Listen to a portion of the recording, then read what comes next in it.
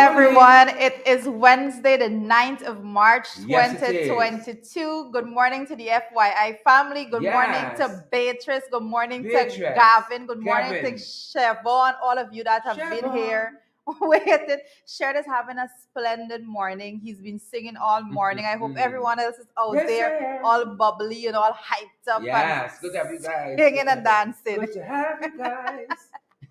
I've been enjoying this all morning before we came on. He's singing about everything. He's singing about getting the charger. Good to see you people. Good to see you. Good people. Good to see you. Happy what? Wednesday. Happy Wednesday It is already. Wednesday. Wednesday the 9th of March. It's running by, folks. Pace and power. Something just came across my mind. Why do people refer to Wednesday as a hump day? What is that about? I'm sorry. I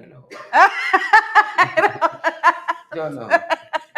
I used to be Ash Wednesday. Hump Wednesday thing. No.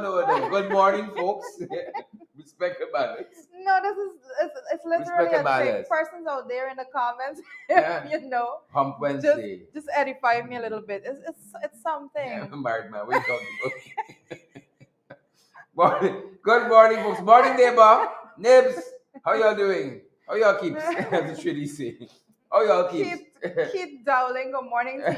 Keith, pay some power this morning. Pay some power, Keith. Treat to come out with the one. I don't know From where left it field. came from. I know that a spin is a yarker. Oh my goodness. Pay some power. Light and light. I'm gonna laugh Moving till I on, cry. Oh my god. Hump Wednesday. That's what it is. Let me just have some tea. It's Hump Wednesday. I don't even know what the hell I'm saying this morning. Let me just take my medication and live long. Good morning, Andrew Cusbert. Andrew. Warren. Good morning to you, Warren. Sharon is next level with the singing this morning. I think we should go do some karaoke or something like that later, right? Sharon, Hold him, Bobby. They'll make you study. Morning, folks. Morning. The guys will tell me my mic wasn't on. Apologies. Are you hearing me now? Are you hearing me now? That's literally not a word. What? What you just said. Which is it? Which is it? Which word did I say? Moving along. It's going very fast. My mic was off. Hope you guys are hearing me clear up. Hope you hear me clear. Okay, guys. Beatrice, How are you good? Yeah. Beatrice said that she's on the bus, I believe, and it's raining the bus. over there. Don't let us send you to the back. Beatrice on her if you want to go to the back, Beatrice, you want to go to the back of the bus, you go, but don't let us send you. Happy Wednesday. We're a little way. This is no back in the bus Wednesday. So Gavin is saying we broke up this morning from the International Women Day chores. The proper walk we out. I tried to catch myself. I didn't get the memo. I should have had somebody working out like that. I didn't get the memo that you I trying to catch myself. You have a chore list? You got a chore list or something? No comments. My wife told me to say no comments. These questions.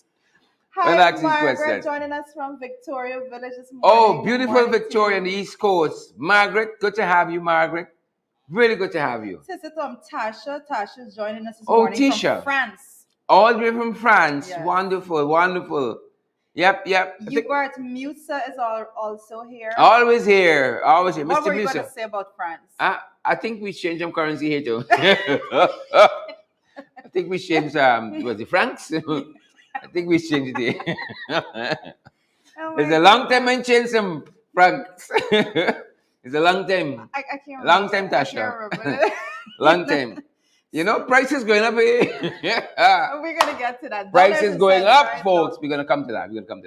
But I see Cecile is saying it's raining in Festival City right now. So it's What's the currency there? Rain. What's the currency? It's a lot of rain in Festival City. Together. And we know, as soon as it rains, Festival City floods out.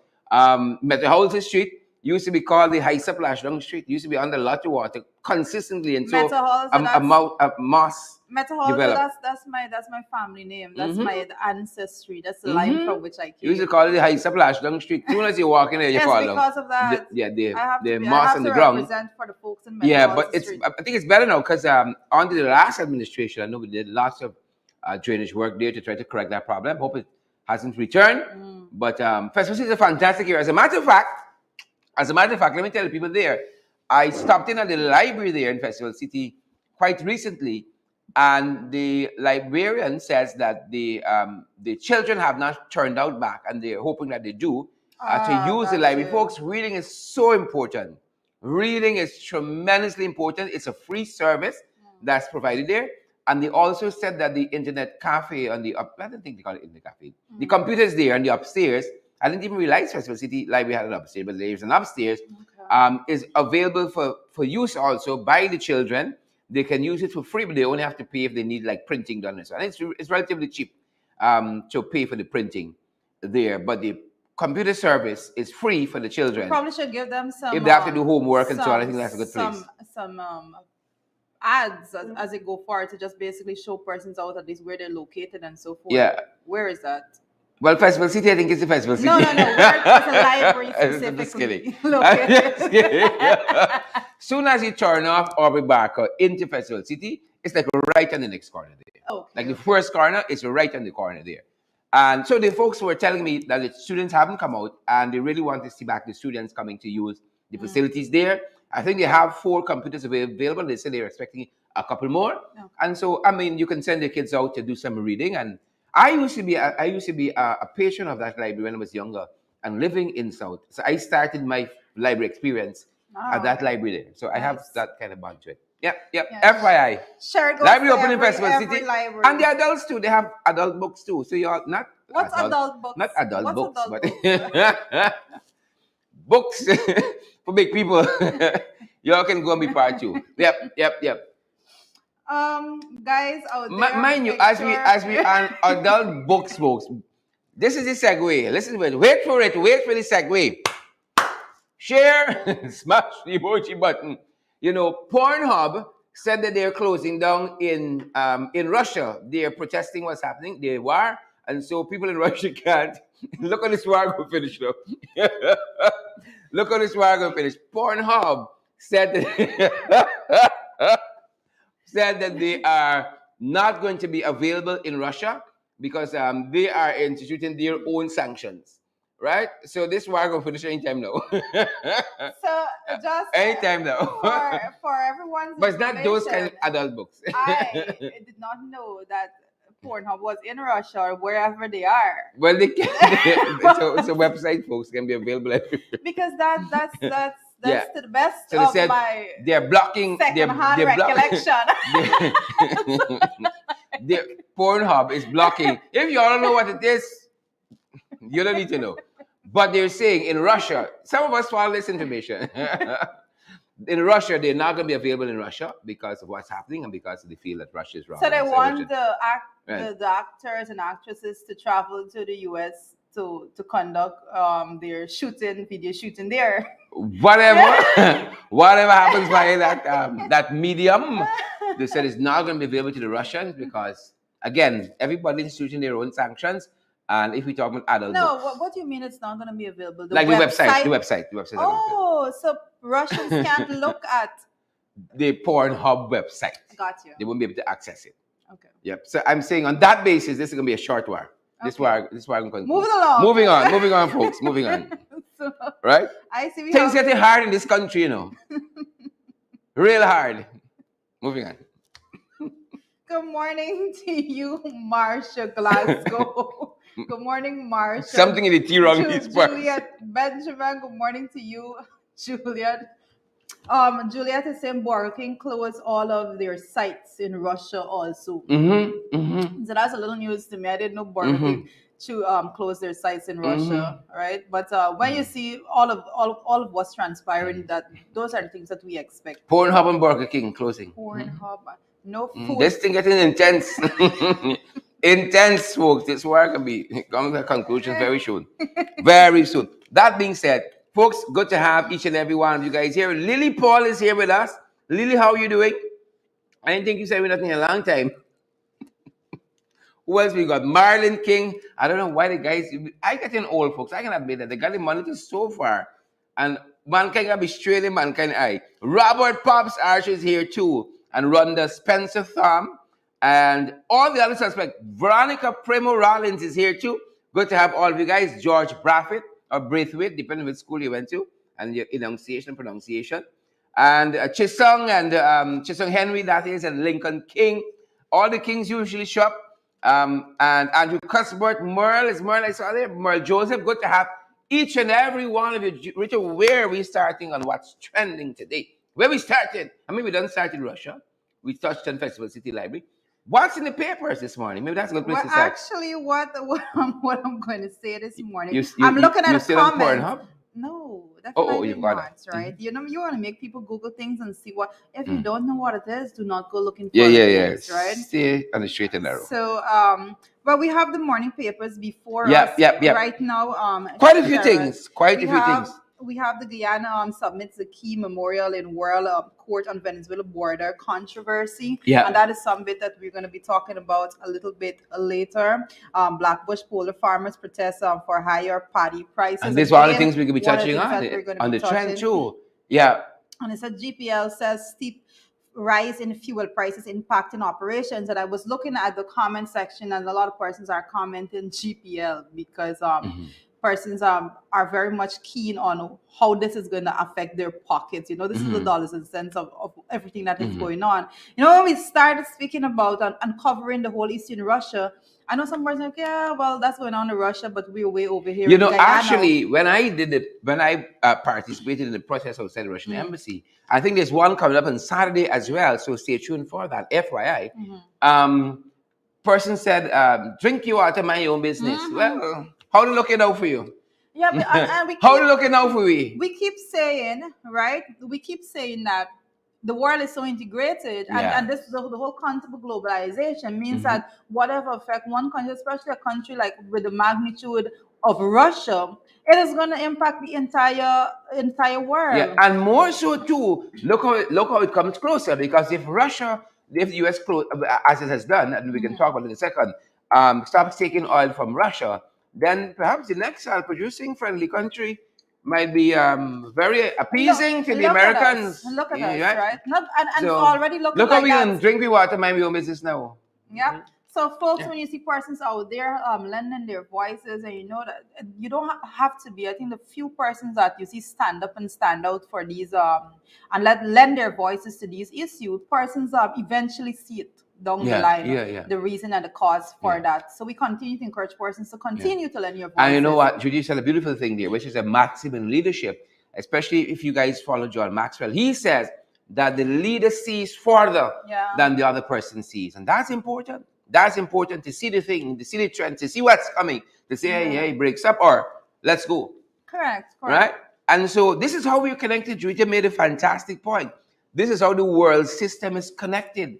Right? Martin Carter, our late great national poet, said it years ago. All are involved and all are consumed. All are involved. Right? We is not only one Guyana, it's one world. All are we connected. All of us connected. Most definitely. And because of that, we're going to see the impact. And the impact usually is on our pockets. The ordinary Guyanese man and woman, those are the persons that are going to be feeling the real impact of what is going on. And we've already been feeling it. So this is just adding. We've been talking on all our programs about how costs have been increasing long before the war. Right? Bread and bora and chicken and beef and everything. And now you couple this with that. It's more the supply chain crisis we've been talking about it hitting the world is going to be brought to bear even more. And then the oil prices affect everything else. Bus fares could go up, this could go up, GP, we can get into some of it during the program. You know, when the bus fare and so go up, it never comes down. You know, the prices could drop after. Just I mean, they're paying about 10,000 for a short drop. Watch and see. Hold on. We won't get it though. But another thing we're seeing, folks, in the morning papers, do you guys read the papers? I still find the newspapers that art form as very, very intriguing and, a good source of information. I ain't telling you which papers to read. If them boys want to give us a little ad and so on, some sort of advertising, we will tell you which papers is we favorite. But save it until we don't run out of water here, We don't run out of water. We ain't giving nobody no free meals at this time. Sorry, please and thank you.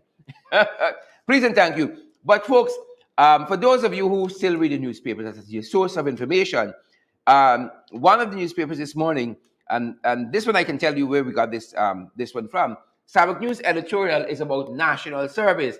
And just the other day, Judy, in our very program here, right in this very seat, that you used to have done, we were talking about, these things that were done away with in the past, and out of sheer sometimes political vindictiveness and all of that, without studying the implications, have their value. We see in Russia and Ukraine, people give national service.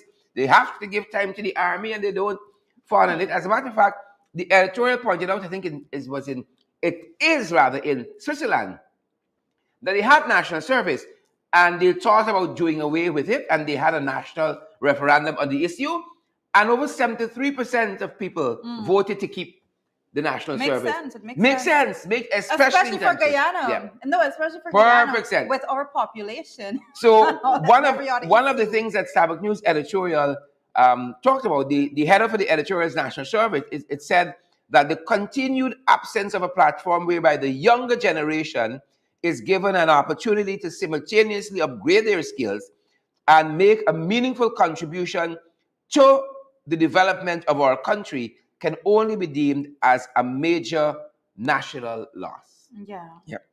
And yep. I tend to have to agree with that. But the other side of that is that we understand the pros and cons that people who've been through the system and have experienced national service, what they have said. And there are lots of people who say we need something like national service, we need back national service. And a lot of people say, no, that thing was horrific and so on. We understand all of that.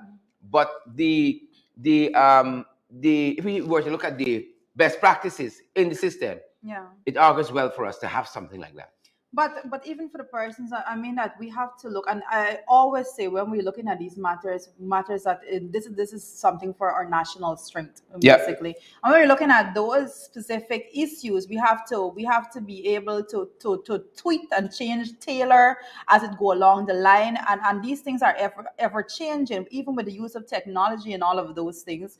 Those things change over time. So it's not to done away with, but rather to strengthen as you go along. So even with the parts that have been critiqued, you can change, have it altered to today's society, and let us actually utilize the whole mechanism, because it's to the benefit of our country altogether. And one of the challenges of, I think, our kind of governance system in this country is that when one government takes over, no continuity.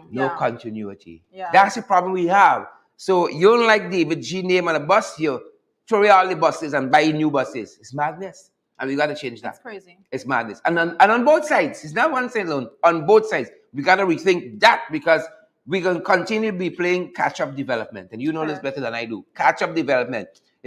Some technologies are already out there, and by the time they come, it's 15 years later. Correct. Right? Because we're not thinking, we're thinking 186 or 100, how much ever is Barbados square miles. That's how we're thinking. But Barbados thinking 83,000 square miles. That's their thinking.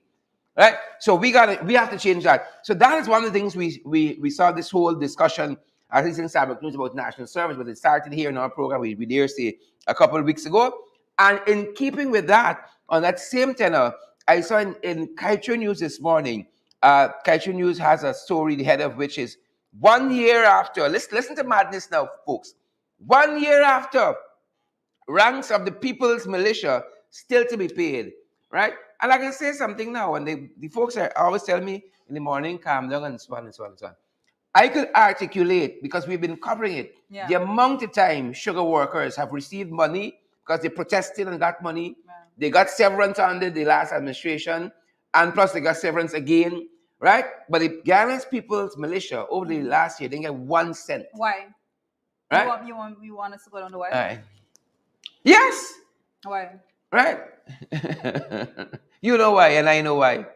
Right? Because this country is not one Guyana. It's many Guyanas. And we got to stop it. We got to stop it. We've articulated, we've chronicled the date the protest in the sugar industry happened, and then somebody fly in and say, oh, take a 200 million because of Vex. Then boys say, oh, the weekly production incentive was being cut because of COVID, and they weren't cutting cane and so on. Then boys come in and say, no, we give you all some more money, right? And then they come on top of that, they get 250,000, plus they come on top of that, they get more money, and nobody's saying no to that. But one of the things we've been hearing about, especially in light of International Women's Day, is equity, right? if you're talking about one Guyana, we must have equity. And 1 year later, ranks who are on the forefront to defend us at any given moment. You know, we got a case before the international court. We're coming to that. Who are going to be on the forefront? Right? Nobody's spirit thought. Right? And the Guyanese people, militia, I understand. These are people who give service, but they might have other jobs. But they're working for this country. Correct. And they should be paid. And paid on time. And that is madness. That's foolishness. There's absolutely no excuse for them not being paid until now. No excuse whatsoever. It is unbelievable. Was I angry there, guys? Or did I handle that well? Good. I'm good. That is not, you have a right to be angry. Everyone should be angry about this particular matter, because we see the way in which monies are being dispersed, and we see who the beneficiaries, more so in this case, who do not receive the benefits from the monies that are being spent in this country. You do not come after the biggest budget ever with $552.9 billion and say that you have not paid 1 year later. 1 year later. No, it is unacceptable. The struggle is real. You see, folks, if we don't check in on the morning papers, we won't know these things. And if we don't check in with FYI, so we want to thank all of you for here. And that's a good note to share the program on. That is a good note, because I think we do a little public service same thing. Smash the emojis and share, and smash. Good to have all of you guys here with us. We see who's that fancy name, Bernadette Duncan family. I think Duncan's related. You gotta know them. Are we related? Good to see you, Marilyn Kamini Van Veen, all the way in Canada. Marilyn joins us from, is it Canada, Marilyn? I hope I got it right. Pauline Austin, we see you as well. Guys, smash that emoji button for us and share the live stream. And those are some of the things in the morning papers. Do you have anything else? Well, not from the papers this morning. I think we can go ahead. Be in the trend now. Correct. Some of the things trending, folks. Some of the things trending. We told you about what's happening with the U.S. and oil imports and how all that can impact us. Biden has some things to talk about, right? Biden has banned U.S. imports, Dave. He has banned the U.S. imports of oil, right? As a matter of fact, Marco Rubio was talking recently and said if we're still depending on oil from Russia, then Biden could raise the oil price anytime and affect us. He said nonsense. And so Biden now, in their own sphere of influence, have now banned Russian oil imports. He said we're financing Russia war with the Ukraine. And this could have an effect now on the gas prices in the U.S. It will. The prices will rise, and that's as straightforward as we can have it. So Biden indeed made that decision to ban Russia's oil imports to the U.S. But that is knowing full well that it's going to cause the rise in the price of oil, right there, fuel prices in the U.S. But he went ahead and made that decision because of course you know that the U.S. has been putting in whatever sanctions they see that they can put in, as far as I think that there have been a lot of critics, I must say, as to the depth and the strength of the sanctions, but they continue to implement sanctions every single day, and their sanctions are indeed having an impact on Russia and on how it's on the economy altogether. So, and I mentioned, I believe it is in our first program when we brought to light what is going on between Russia and Ukraine, that yes, you are seeing the war between Russia and Ukraine as it is there, but then there's a different war, and I use that word, I select to use that word, but there's a different war, the economical war that is being fought right about now with the U.S. and Russia, because that is where the sanctions are headed, because it's looking to cripple Russia as much as possible. And the people who are wealthiest in Russia, they are losing the most. Yes, billions. And you know, this is how little Guyana, we little oil producing self could come into play, because if Russia, you know, the U.S. turning off the oil pumps there, then they're looking at another friendly country. Well, that's how it operates, and we did cover a bit of the news with the talks with Venezuela and the bans that were previously there from the U.S. and they're looking at those specific measures as well. But of course, they're banning the importation of oil from Russia, because that is directly funding Russia's economy while they are putting sanctions in place. So how are you purchasing, oil from this country? Hence the ban there. So they are willing to cut off that level of income stream that goes to Russia at the risk of the citizens of the U.S. actually having to feel the squeeze with higher prices. And we might also see some ramping up of oil production here, and you'll know why. You will know why. Yeah, we will see the ramping up of oil production. I think even without all that's going on there, we expect to see that specifically. However, that is not going Them to boys like pump. that is That's not right. going to mitigate the increase in the prices of the fuel prices Yeah. at the pump. Yeah. So Them boys don't like get too pump. excited. Them boys. So that's what's happening where the U.S. is concerned, and other things happening too. Other things happening. Biden said they want oil from Russia.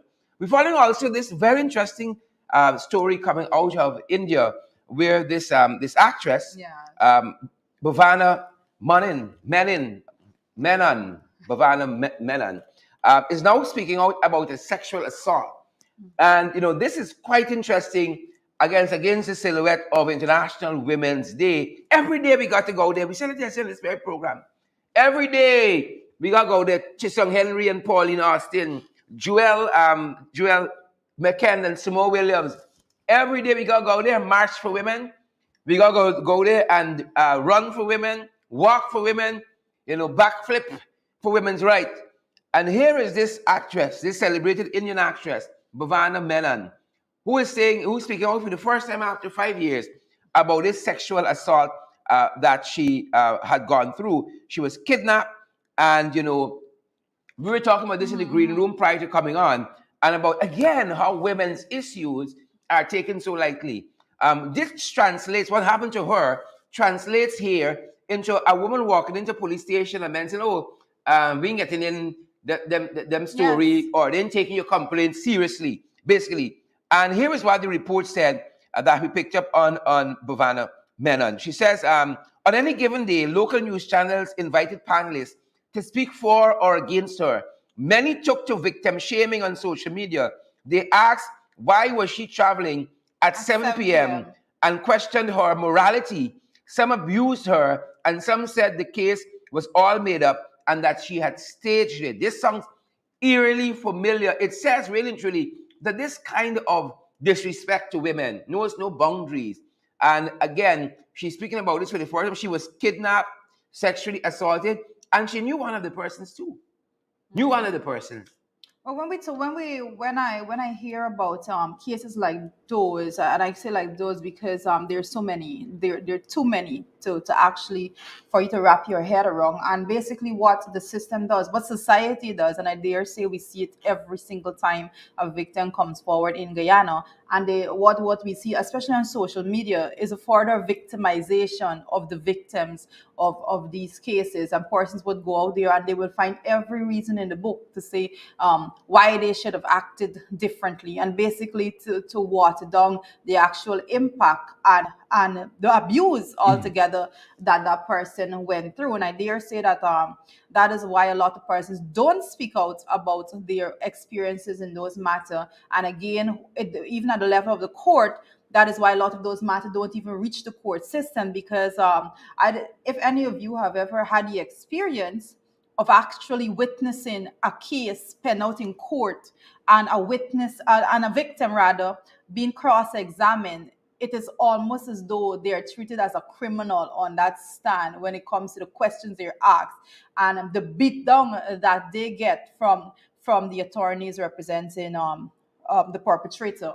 So persons don't want to go through that because it's a further horrifying experience at that level. You have to relive the system altogether again. I remember we literally celebrated International Women's Day yesterday. And I just want to put this into context that we said that if we are truly to move forward and to celebrate women and achievement, then it is not about International Women's Day. It's not about taking one day and saying that, oh, we celebrate the women, but it's about setting benchmarks that we need at this point in time. 5 years from now, this is where we expect to be, and putting policies in place to achieve those things. If we don't do that, we are not celebrating women, we're not celebrating womanhood, and we're not putting systems in place to protect our women. I think as very we're seeing important. here. Yeah, I think if you continue in on the tenor that Rita is discussing the issue, it becomes more form than substance. Correct. Right? It's a photo op and no real lasting change happens.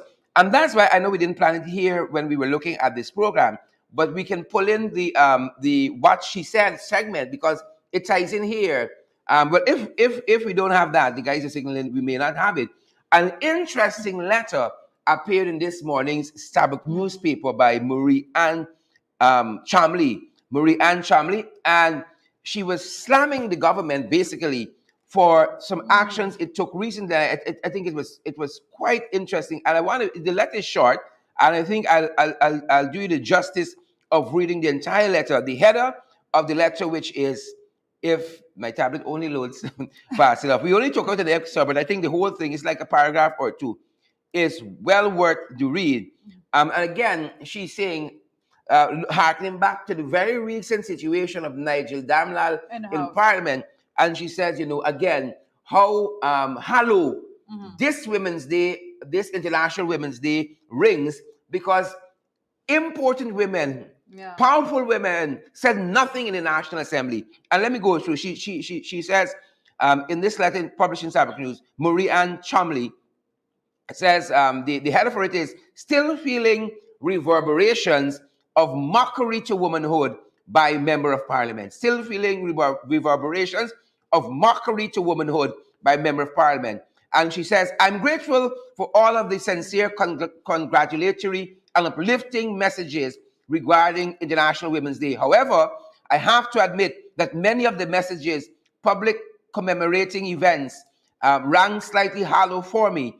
I am still hearing and feeling the reverberations of insulting, demeaning, degrading mockery to womanhood made by a member of parliament recently, that the speaker would say nothing loudly, that the chief whip, a woman no less, would leap up to sanction an objector, flawed though he is, and say nothing of the source of the objections, and that women ministers of government, in particular, one whose responsibility is the well-being of women, would sit there and utter not a word, even then, until this day, is shameful. It makes me question the sincerity of these earnest seekers of my respect, support, and admiration of their leadership. It diminishes the value of their valiant actions on behalf of women. To all women, stay strong. Couldn't say it any better. Very, very powerful word. Couldn't say it better. There, and I can say that as a member of a female member of the National Assembly. And I've said it before, but for persons that never heard me say it, I'm going to say it again this morning. That when I actually went to the National Assembly, and this is my first time there, I expected, you look at it and you say this is the highest decision making body in the land, and the least you expect as a woman going there is to be treated with the utmost respect. And I can honestly say that I have never felt more disrespected in my entire life than that I see and feel at the level of the National Assembly of Guyana. Yep. Right? And that is as sad as it can be, because I say that sometimes I feel like as though I'm working in a bar or somewhere, and you have a bunch of drunk, disrespectful men parading the place. I believe that they can say what they want and how they want, and there's no repercussion to their words and actions. So she's absolutely correct, because that is at the highest decision-making body in our land. And I say, if that is the example that is being set, then no wonder we have to speak so much about domestic violence and gender-based violence in our country, because if no repercussions are there for the actions at the level of the National Assembly, then what are we to expect persons to believe of their own actions at a lesser ground level of the country? So I often say it, the National Assembly, when it comes to the respect of women, it is less than that of a bar. Yep, and that's what's happening on that front. And again, we were talking here about the Indian actress, Miss Bhavana Menon, who is now speaking out about a sexual assault that she endured as an actress 5 years ago. She's now speaking out about that, and we say more power to her. Closer to home, in Jamaica, the Grenadian Coast Guard, in Grenada, the Grenadian Coast Guard, the crew a particular crew has now been grounded because there was a recent incident where Trinidadian nationals accused the authorities, the Coast Guard, of beating them, right, of assaulting them. They accused the Grenadian Coast Guard of assaulting them. And according to the report that we have, the Coast Guard interceptor crew involved in the incident with a Grenadian vessel has been removed from seagoing duties until the conclusion of the investigation. And this was according to the Grenadian National Security Minister, Fitzgerald Hines. And so we're going to keep you guys posted on that. But this is what should happen. You don't just go on like everything is okay. Right? You know, when you're reading that, it brings my memory to the fact that even I was most disturbed at one point. Then when we saw the incident with the young woman that was shot in Region 9, I believe, and then we saw the PS by the PS. And then we saw the PS back out on duty as though nothing happened at all and performing functions on a daily basis. And that case is slowly disappearing into the dark depths of so many others in this country. Yep, and this was the Trinidadians who are being accused of inflicting this kind of treatment on the Grenadian crew. Right, and that's what's happening on that front. I hope I'm getting I'm looking at the notes. I hope I'm getting the facts right. But the Grenadian crew have been grounded until the investigations finish. And again, there's a certain way, right? SOP. It's not election we're talking about. Standard operating procedure that ensues when you have these kinds of things. But we don't see that locally. But the Grenadians seem to be onto something. They seem to be onto something. In keeping with that, in Barbados, folks, that's been the region.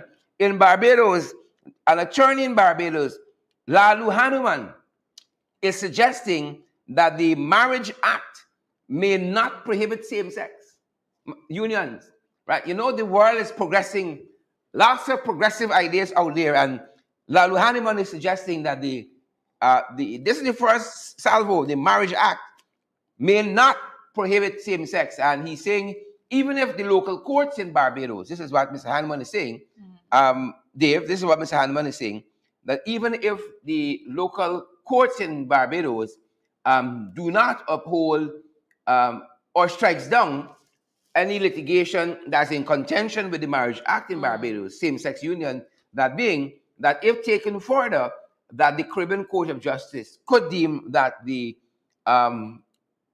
Barbadian Marriage Act is in contravention with, it's unconstitutional. Sorry, the Marriage Act is unconstitutional. So that's where he's going with that. And as you know, recently, right here at home, you had the cross-dressing legislation being struck down as unconstitutional. As a result of the ruling of the CCJ once Correct. again. Correct. So that Correct. needs to be just underscored there. Yeah. So I think that is where that is heading, and that is on the Barbadian front. That's what's happening on the Barbadian front. And closer to home, I think we are now. I think we in the morning trend. Closer to home. I think we are at Jamaica actually. We're at Jamaica. Yes. Oh yes. Oh yes. I think we're at Jamaica. Farther from home. Jamaica is to introduce a new $2,000 bank note. Why the following week?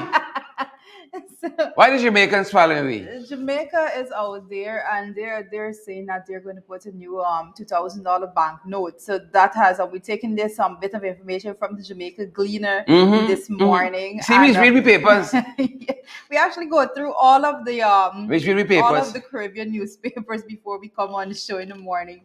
So we see the Jamaica Gleaner actually putting that forward, and also that changes has been announced that's going to be made to the other currencies in circulation. I believe that they are saying that they're going to be featuring 11 prominent persons on those notes. I think some. Who are the persons featuring? I think they're looking at some national, the vice president, national heroes and former prime ministers. Oh wow! So they look like they have a one Jamaica thing. Well, that's one Jamaica. I all the former presidents and so. They're doing and all the national heroes. There's no debate who's a national hero and so. Wow. They're gonna Jamaica featuring with those 11 prominent persons. They're gonna be some former prime ministers, and also they're going to be having national heroes. And when you look at it and the changes and the fact that they're going to announce prior to the changes being made that this is what we're going to do, and not that like what we had in Guyana, we just see something circulating. You know, this country is different. Yeah. We're backward when it comes to all of those. There's no need to edify and bring into the public any change that is to happen. We basically see some of those changes, but on other matters that you would believe is a no-brainer, consultations are being touted. So we're gonna get to that. Yeah. But you know, nothing here. The people are going to put their former prime ministers, no contention there, and national heroes. Wow, Barbados, Jamaica onto something too. They're onto something. Oh my goodness. Interesting. I am not sure what's going on in the comment section, but I'm seeing one, two persons or three persons saying happy birthday, Ravi. So I'm not sure who's Ravi. Is it your birthday? It's there, but I think Ravi Kemraj. I think it's Ravi Kemraj. I'm not sure. Ravi, is this your birthday? Let us know, Ravi. Let us know. Right? Let us know. But closer to home. Are we close to home now? Is my geography right? More, I think we are. Home. Close to home. But in the international front still, we started talking about it when we dealt with the morning papers. Internationally, we have submitted our memorial, all the facts, the details, everything concerning the contention that we have, the controversy. Memorial to World Court. Right? To the World Court. We submitted. Right? So we're a little closer now. Them guys got to come to a decision very soon. But we think we know where this is going. We got a very strong case. Right? Well, most definitely, and I just want to repeat for emphasis the point that when it comes to border issues, that there is nothing, there's absolutely no line that could be drawn and that should be drawn. We address this matter as a collective, as a country, when it comes to our border and our sovereignty altogether. So this particular matter, I believe that it is only just and right that we have the best and the brightest minds in the country. Well, you know, you had some real problems with the committee dealing with the border matter the other day. So I think we all have the same mind, right? No, but people still playing politics. I have my view. We're still playing a lot of politics. That's another story. Yep. That's another story. A lot of politics still being played in that very important committee. Most ridiculous, I think, that is doing this work here on defending our territorial sovereignty before the international court. Lots of politics still playing out. Right? That's another story by itself we can come to. Right? But the memorial has been submitted in terms of the merits of our case before the World Court.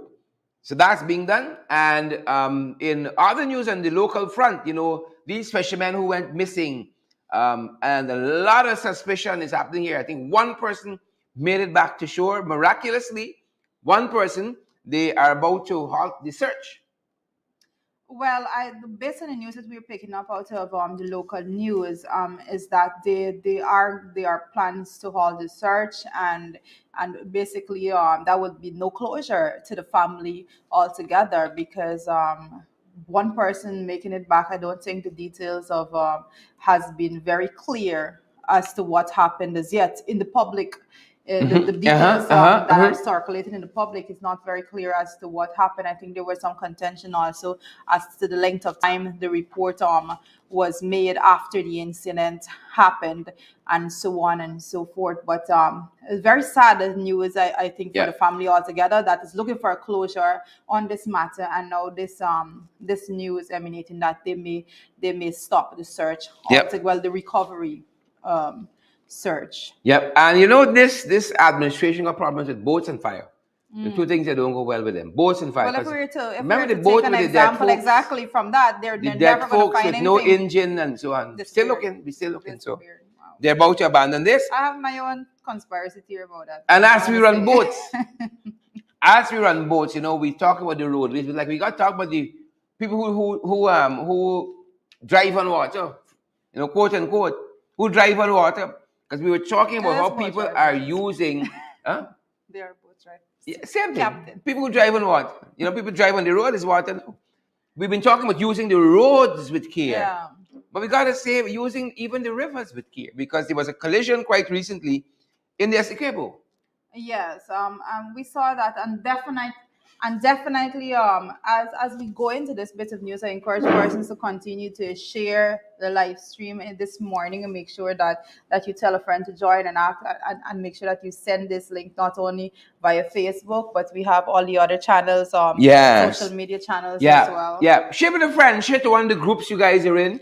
share it to one of the pages you're in, share it back to your profiles.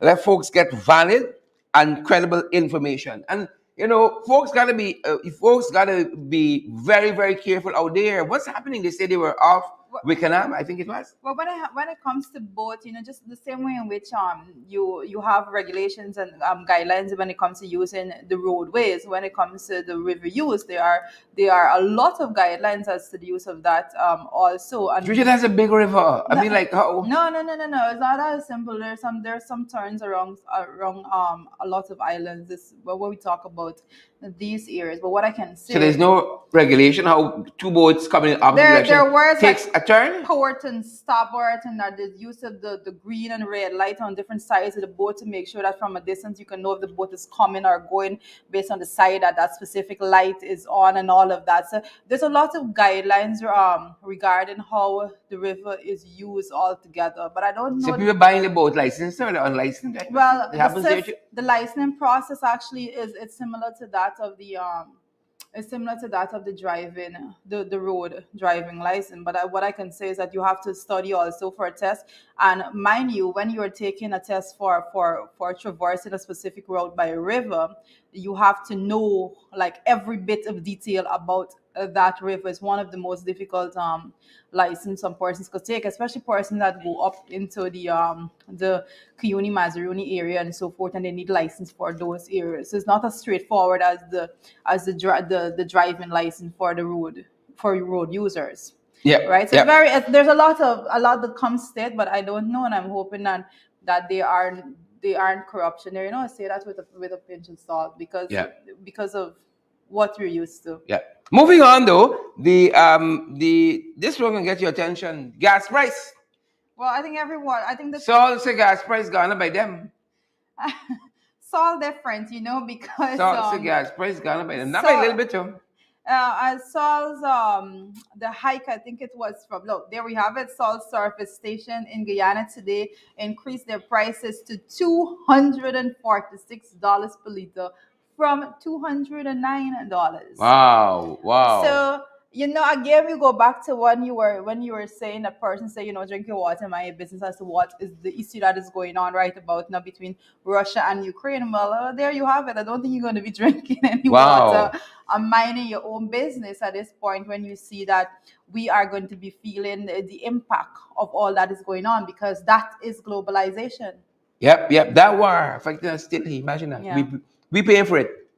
Most definitely. We're paying for it. So that's what's happening on that front. And in Blackbush, Polder, like other places, the rice farmers are protesting because we're hearing that the millers are receiving 70,000 per ton of rice, and the millers and the farmers only getting 65,000. Them boys want to whop it in, they must send back. They want to what's up? And so not only Blackbush, but we may also understand from the reports we're getting, in other places they have been protesting the millers. People want big money. They want a lot of money, but they don't want this equity we talk about.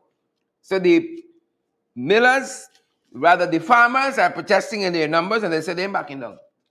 But one of the things that we can note about this particular, when it comes to the rice, the rice industry altogether, is the fact that they were promised a whole lot. They were promised these higher prices and so forth. So when you see them out there and protesting, I commend them tremendously, because they're saying that, hey, you were here, you met with us, you said this is going to happen. Now we're the regulations in place that's going to protect us, that is going to have guaranteed for us, the actual farmers, to get the benefits and the right price from the millers all together. So let them go out and let their voices be heard, and this is the only way we can move forward. I hope they're not deemed naysayers and critics. I hope that is not a label that is put on them when they are the ones they're saying that the cost of production altogether it hasn't decreased for them, it's actually going up. And how then could the price that the paddy is being purchased at be decreasing? Yeah. So that's what's happening on that front, and we're in solidarity with the farmers there. And as we're further out in SDK, there's a school girl who is missing, and I hope people are saying, oh, she can't buy her boyfriend. Don't worry with that, right? She's what?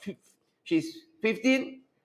Yes, Missing. she is 15 years old, and I want to see actually if I can pull up one bit of information when it comes to this specific matter, because there you have it, a 15-year-old girl is missing in Essequibo Court, and I'll be pulling this out of actually the Guyana Chronicle this morning, because when it comes to these matter, these things are dear to me as a mother, I dare say. So the parents of Alia Muhammad, 15, of Afayance Region 2 are calling for a safe return.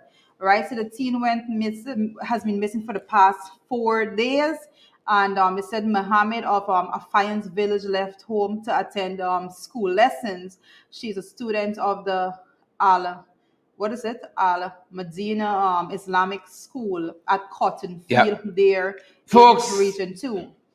But I want to just give this is the information that I was just trying to pick up, is that the contact number for if anyone knows the whereabouts of this young lady. somebody knows. That's what I was going to say. Somebody knows. Come on, Someone guys. always knows. So Report to Ali's family where she is. correct. The family members always know. So the family of this young, because for me, consequences must be in place, because you do not have a 15-year-old girl away from her family and not have repercussion for these actions. The police needs to be heavily engaged, and there needs to be some kind of resolution that teaches other people a lesson, so that other people don't go out and do it. Some people need to be jailed for these things. I have no apologies for that. So anyone that knows of where this young lady might be could contact I believe it is her parents on 622-2401. That is 622-2401. And what I can say is that, when I saw this specific case, it took me back to the how missing children are dealt with in the US, and the fact that they have an Amber Alert, because a missing child is of utmost priority there, because they don't want to know, as when someone goes missing, well, in the US, every second counts. Within every minute, the person is closer and closer to never being found again. But in Guyana, we have a system that, especially when young ladies in their teens go missing, persons say, oh, they're gone by a boyfriend or so, and they're going to come back. But for me, my issue with that whole notion is, number one, that if that is so, then that's a case of that could be involving statutory rape. A person should be thrown in jail for that. That's altogether. And then, but my primary concern is what happens when a young lady actually goes missing through a kidnap case or so forth. How are we putting the level of importance that's going to be put on that? Because we don't want everyone to go away with the notion of, oh, she must have gone here, she probably gone there. No, that is not the way. If a young child is missing, I dare say, if any one of us as mother have a child, that as parents all together, if your child goes missing, then you would want everyone to put the same degree of seriousness into the matter for their safe return. Take Alia back home. Correct. Please and thank you. Take Alia back home. Folks, our person of interest today, someone we spoke with yesterday on our podcast. If you want more on this, refer to our podcast from yesterday. But our person of interest today is Monix Hetimaya. Wonderful young woman who is overcoming tremendous adversity. She was involved in an accident in Berbice recently. She was dining out with some friends at Big B's, but then with a friend having a girls' evening out. A car careened from the road into the business place. They were on the outside sitting down eating and just being lighthearted. And she bore the brunt of the impact from that vehicle. Her left leg was crushed and ultimately amputated. And to hear her, narrate the events as they unfolded, and what has happened subsequently. Her husband knows the gentleman who was driving the car with the driver still in some legal pickle. He was unlicensed, the car don't have insurance, and some other issues there. But to hear them as people talk about, her husband praying with the guy there, herself being a first lady of a church, her husband being a senior pastor of a church there in New Amsterdam, that, Monix Hetimaya is really a person of interest, because you would expect really and truly somebody who is coming out of that kind of a situation to be downtrodden and to be in a very dark place. Having lost a leg just a few days. As a matter of fact, Monix Hetimaya was talking to us from her hospital bed, and very, very positive seem ready to take on this new chapter of her life. There's a GoFundMe account that is opened to help her with her medical expenses. The doctors have been saying as soon as the leg heals enough, they'll be looking at prosthetics and all of that. She's definitely heading into a new era of her life, and we want to ask you guys to support that. It's posted on our page, my page on Facebook, Share Avery Duncan, where some of you watching this very program. But such an excellent person. Her outlook on life, having just gone through this horrific issue here, this horrific accident, right? Is so positive. You can't help but to be inspired, and so that has earned Monique's our person of interest. Yeah, very sad that she actually had to go through all of that trauma, because it really takes a strong mind for anyone that is going through something like that to actually be that compassionate. I can say to the persons involved in that situation, but that basically puts her into that position altogether. Yeah. So but it's very serious, and I must say we can take a note, and we can definitely say that this is a result of an accident again. We're talking about road use and all of that. This is someone that has been impacted, that has to live the rest of her life with the result of that accident altogether. And losing a limb is very serious, and a lot of things are watered down in this country that are not watered down in other countries. Like the US, you lose a limb, that's some serious repercussions. The what actually happened in Monique's case is that the leg started to be infected because apparently, in her words, they didn't clean out all of the debris from the accident. So that's another case. That's another issue all by itself. Wow. So ultimately, she decided that, on her doctor's advice, that they're going to amputate the leg. And so this is what she's going through currently. And coming back to, as she said in our podcast yesterday, her new normal. And so, folks, we want to encourage you guys to support her. The GoFundMe account has been set up. We're going to ask our guys at the back end to grab that link and share it, grab it off our page and share it back into the comment section of this program as well. And so you have it readily handled. You have it readily available. Handily, readily. That being said, Monique, we want to wish you the best as you're on your road to a full recovery, and you're going to continue to be in our prayers at this end. And we're on to the big issue now, Rita. The big issue is right up your alley. Oh, yes. Well, the big issue is definitely nothing that Sherry can relate to. So we're looking at the big issue, and we're looking at hair altogether, and Hairgate, as we refers it, and what is going on in our schools today. And there you have, that photo that we're looking at right now as we speak about the issue with hair. Look at that photo, guys. Come on, yes. How could you tell me these that young women is only allowed for one day? These young women. How does that make sense to us? Secondary schools yesterday really wore their hair as they wanted to, and as they should be allowed to. No, it is crazy for you to tell me that is not allowed. Right? They wore it as they wanted to, or they were allowed to wear it as they wanted to. Yesterday, we have some additional scenes that we want to show. We're going to come back and pick up on the discussion. Take a look at how the young ladies turned out for school yesterday.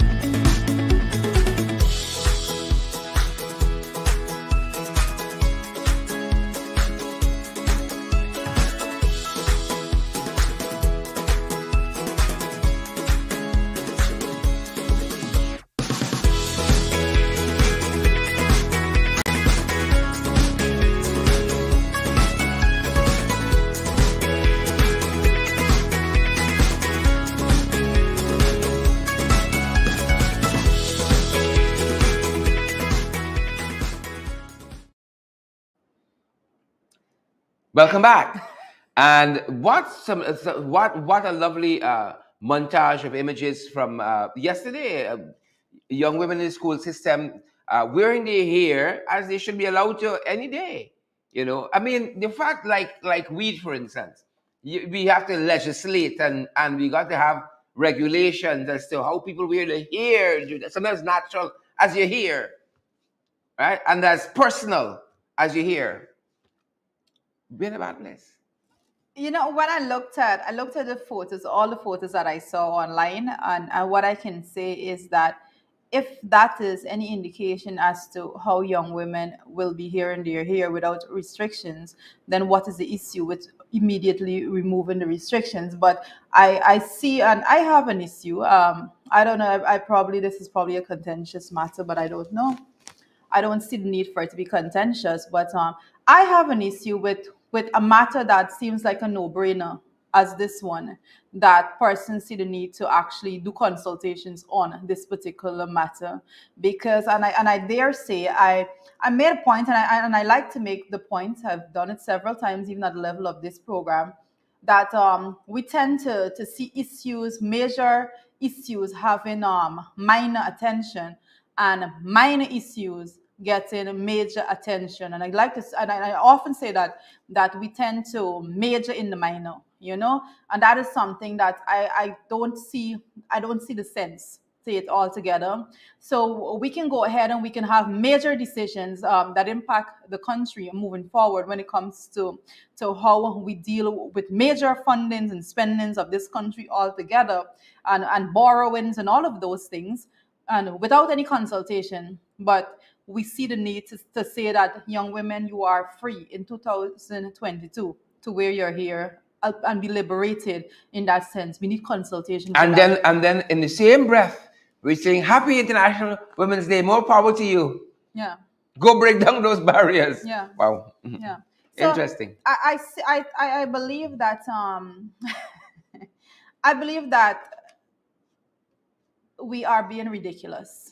I'm trying to Ridiculous. I'm trying to find a question in words for it all together, but I believe we're being ridiculous when we say that we need consultation for a matter as straightforward as this one, when major decisions have been made and continues to be made in this country that affects us, that affects our pocket, that affects our standard of living, that affects the way in which people, that young women and men get an education altogether. Major decisions as such are being made every single day without a shred of consultation, not even a wildest imagination they believe that consultation should be made. But now it comes to, you can loose down your hair, you can let your hair be naturally flow and all of those things. We love to, but we need to consult. Nonsense. Absolute As a matter of fact, nonsense. it's quite startling because quite recently, Irfan Ali said, when quizzed on certain issues, that we were elected, and That we is can correct. do what we That got to is do. correct. We will implement and we will fix and we will organize, and who's to tell us otherwise? But on this issue of real women empowerment, over your own body, right? We can consult. We got to consult. Yep. Interesting. Interesting direction. Well, it just goes to show how our country is being managed altogether, and it is unsatisfactory to say the very least. I believe that when we come to the way in which here is being managed altogether, then there's a lot of contradictory statement coming out of it all together. I noted that the Minister of Education went out and said, well, the ministry have no policies when it comes, the ministry have no restriction policy when it comes to the way in which girls wear their hair in school. I mean, that came back with a lot of backlash and all of that. But she was saying that the schools individually, the schools have systems in place with rules that they say, well, this is acceptable and this is not. But then they're coming back now to say, well, the ministry could do consultations and if the ministry, on the matter. If the ministry sanctions them as being, then the ministry has policies on here. But and it begs the question is who's in charge of who? Yeah. Who overlooks who? You can't go out and say, well, well, the ministry doesn't have any policy or restriction. It's the school. And then what are you saying? The school rules are overarching the ministry's guidelines, because that alone says to me that a school cannot put rules and regulation in place that says you can't wear your hair a certain way if the ministry policy doesn't dictate such. But then here we have this whole process that there should be consultation. I say that you can go out tomorrow just as though they just the same way in which they go out every single day and announce decisions. They can go out tomorrow or today and announce a decision that, hey, we are removing all of this and all schools should hereby abide to this new guideline and policy that is hereby set forth by the ministry. It's as simple as that. Yep. And that's where we are there. That's where we are. I say more power to our women. Free the hair. Free the hair. Come on, folks. Tear down that wall. That's our program for today. Believe it or not, folks, we want you to share the program so other folks get valuable, incredible information. Smash that emoji button as well. And that's our program for today. Free the hair, folks. Free the hair. What are we talking about? Why are we even having this discussion? About women's right to their own bodies. Right? Why are we having this discussion? The only discussion that we should be having is that we are happy to be at a place in 2022 where we are removing these what am I saying, ancient, disastrous policies altogether. Well, they're saying it's not a policy guideline, but we're putting patriarchal policies in place maybe to protect patriarchal that independent misogynistic that women should have, Yeah. But that's our time today, folks. Good to see Esther Blue. Good to see Warrenella Garnett. Good to see Glensis Mingo Byrne. Good to see all you wonderful folks.